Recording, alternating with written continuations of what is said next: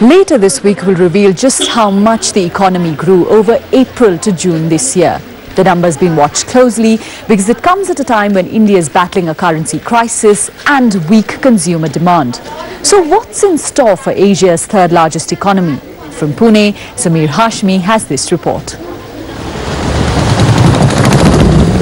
Rolling on a downward slope, this factory owned by Godrej manufactures refrigerators, washing machines and air conditioners.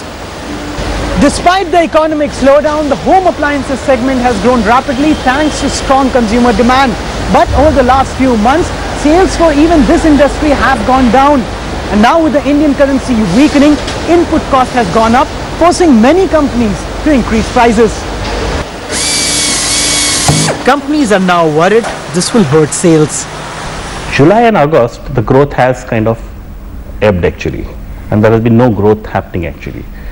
The value growth has happened because of price increases, but the quantity growth has not happened, and that's a little worrying trend, because most brands in the month of July and August, the way the rupee took a beating with depreciating more than 10%, there have been price increases in the vicinity of 6 to 7%. Now that's a huge increase actually.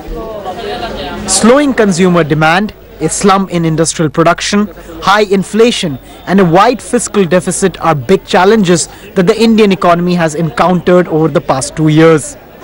And just when there were some signs of improvement, the economy has been hit by another severe problem, the rapid slide of the rupee.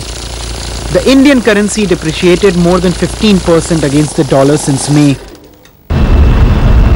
The fall of the Indian rupee has accentuated concerns on the current account deficit, which is the gap between export revenues and import payments.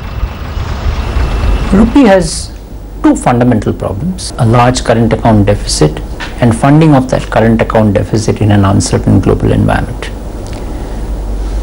But while these two fundamental problems are there is a perception issue that there has not been enough steps taken to control these two fundamental issues, and that's why the investors are thinking that there is a risk that this situation can go out of hand. Investors on the stock market have been jittery ever since the rupee started sliding. Other emerging economies have been affected too, but India's currency has been the worst performing in Asia. Some are also comparing the current situation to the crisis that India faced in 1991, when it had to be bailed out by the International Monetary Fund. In 1991, India's foreign exchange stock was just about $1 billion. Today it's $280 billion. In 1991, India had a fixed exchange rate, but today we have a floating exchange rate, that's the reason we are seeing the rupee slipping so quickly. But a floating exchange rate also gives you like a cushion, or it's like a shock absorber. So in case the balance of payment situation deteriorates and you allow the currency to decline, some of the bad effects of a widening current account are nullified or somewhat offset by a weakening currency, which helps exports and so on. The Indian economy grew by 5% in the financial year ending March 2013, which was the lowest in a decade.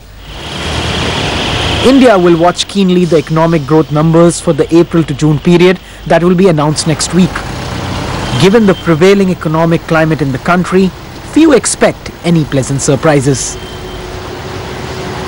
With 1.2 billion people, India has a huge consumer market, and Hindustan Unilever